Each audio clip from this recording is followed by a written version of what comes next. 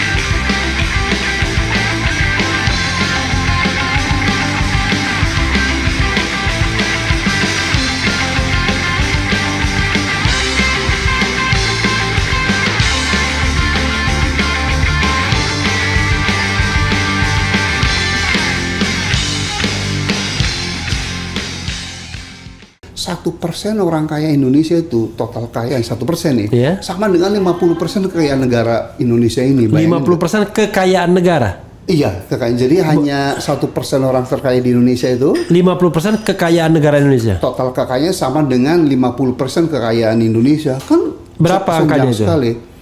Itu angkanya yang ada data pastinya gini.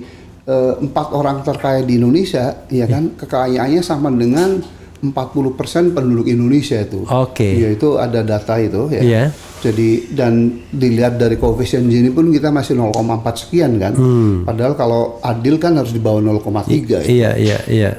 Itu nah karena kesenjangan yang demikian lebar, kemudian pertumbuhannya pun rendah, harusnya minimal 7% hanya 5%. Kemudian sifat pertumbuhannya pun nggak berkualitas, maka kemiskinan menjadi masif, Refli. Kalau menurut BPS tahun 2023 data terakhir ya, yang miskin kita kan katanya sudah 9,4% saja atau sekitar 26,5 juta orang, Refli. Tapi garis kemiskinannya setelah saya lihat, rendah sekali. Jadi garis kemiskinan versi BPS kan hanya 580.000 per orang per bulan. Kalau Refli dan para pemirsa podcast yang baik ini lihat definisi garis kemiskinan adalah sejumlah uang yang cukup bagi seorang Indonesia untuk membeli 5 kebutuhan dasar, itu pangan, sandang, rumah, kesehatan dan pendidikan. Ini untuk makannya sebulan. Saya tanya kalau ngajar di Uncen lah, di Syakwala lah, di seluruh Indonesia, saya tanya kalian cukup nggak sekali makan 3.500? Hampir nggak ada yang bilang, atau semua nggak ada yang nggak cukup, Pak Rohmin gitu. Katakanlah cukup berarti sehari kan 3 kali makan, 10.500, katakanlah 10.000 lah, berarti sebulan perlu 300.000. Kalau gitu untuk 4 kebutuhan dasar lainnya itu sandang, rumah, kesehatan dan pendidikan hanya 280.000, which is tidak cukup gitu ya. Jadi kalau yang realistis dan tidak munafik itu garis kemiskinannya yang didefine oleh Bank Dunia, Refli. Berapa? $3,2 per orang per hari. Itu kalau pakai standar itu berapa persen orang miskin Indonesia? Itu 38%, yaitu 112 juta. Dan itu waktu saya hampir setahun di Cirebon Indramayu, saya rasakan tuh betapa kemiskinan tuh yang benar itu adalah standar Bank Dunia, bukan standar BPS itu.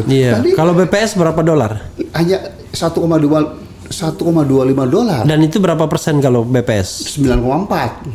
Jauh sekali. Jauh memang. Jadi ini menurut saya berdosa besar nih teman-teman BPS atau siapapun yang melaporkan presiden ya.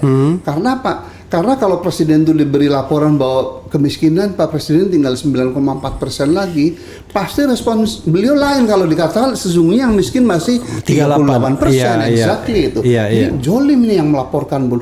Hanya cari muka. Emang presiden nggak paham? Ya harusnya paham. Harusnya sih. Sorry, 2017 saya pernah bersama Kiai Said Agil Siroja kan dulu penasihat PBNU juga ya. Diundang Pak Presiden tuh Refli September 2017 bahwa Presiden, karena ini kan katanya podcast tahun partai dan ngaling-ngaling kan. Itu true story itu. September 2017 right. Dan alhamdulillah Pak Presiden didampingi oleh sahabat saya Bapak Profesor Pratikno itu. Mensesnek. Pratikno itu siapa? Manchester. Dan beliau memberi jalan karena merah ke saya itu. Karena waktu kami berdua datang Kiai Said, Pak Presiden sama Mas Pratikno jemput kami di tangga itu tuh. 2017 masih agak normal pemerintahan. Terus si Mas Pratikno saya bilang Pak Presiden, Prof. Rohmi ini sahabat saya, waktu saya rektor minimal 4 kali saya undang beliau tuh untuk ngasih kuliah umum di UGM dan saya jemput sendiri di airport, bener tuh. Kemudian sebelum kampus kita sarapan di Soto Ali gitu. Atas dasar itu jadi psychological barrier nggak ada kan. Singkat cerita Pak Jokowi waktu itu sebenarnya topik yang ditanyaan saya itu mengenai kebijakan Ibu Susi gitu ya. Tapi sebelum itu beliau tanya mengenai itu, Prof. Rahmin, saya tuh aneh ya sejak zaman Pak Harto kan kita sebenarnya suaranya jangan dikecilin Prof. Sebenarnya kan kita ingin memberantas kemiskinan ya, tapi kemiskinan kan masih tinggi gitu. Kalau menurut Prof gimana pendekatannya? Saya jawabannya seperti kayak Nabi menaik sahabat tuh. Bahwa Presiden lebih tahu, mungkin cuman menurut hemat hijau saya mungkin pendekatannya harus dibalik Pak Presiden. Maksudnya dibalik kita harus sepakat dulu apa yang dimaksud dengan orang miskin gitu. Lalu saya cerita mengenai garis kemiskinan itu antara garis kemiskinannya versi BPS dibandingkan versi Bank Dunia gitu.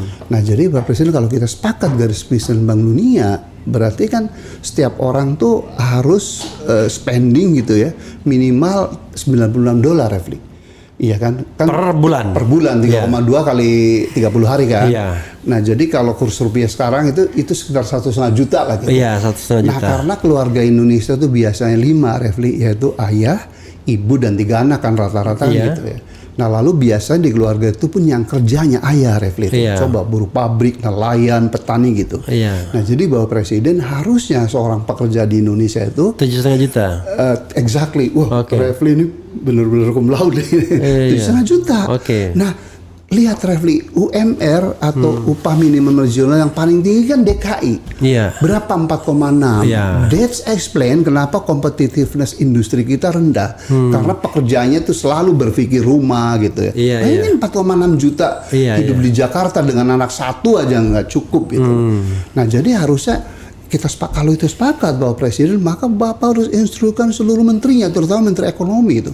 Kalau misalnya saya Menteri Pertanian, harusnya Menteri Pertanian sudah punya rumus economic of skill. Petani sawah itu berapa gitu. Nah menurut penelitian IPB, ini contoh aja ya, dan FAO tahun 2000, economic of skill usaha padi sawah itu sekitar 1,5 hektar Refli.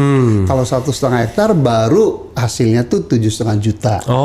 Fakta di lapang sejak tahun 90, garapan petani sawah di Jawa kan rata-rata 0,4.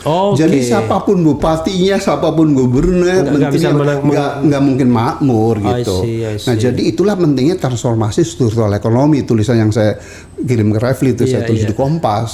Jadi artinya kedepannya kalau negara mau maju tuh sektor primer, entah itu pertanian, perikanan, iya kan, kehutanan, peternakan tuh memang harus jumlahnya sedikit Refli, tetapi dia modern. Nah pertanyaannya, lalu surplus tenaga kerja dari sektor pertanian dikemenakan, itulah transformasi sektor ekonomi. Sektor sekundernya, manufaktur yang dikembangkan Refli.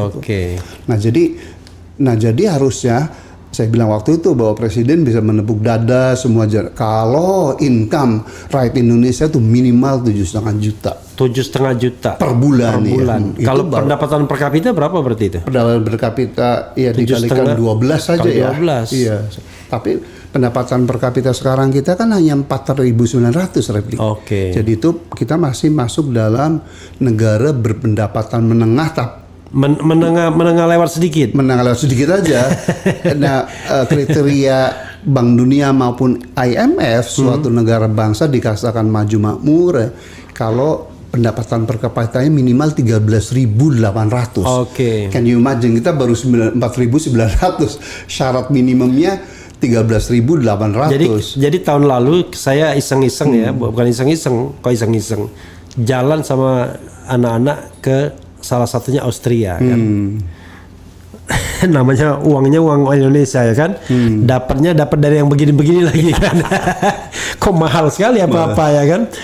Ternyata pendapatan per kapita mereka 50.000 wajar aja. Kita 10 kali lipat dari kita. Exactly ya. Jadi masih jauh panggang dari api dari segala macam kriteria. Tadi baru ekonomi loh Refli.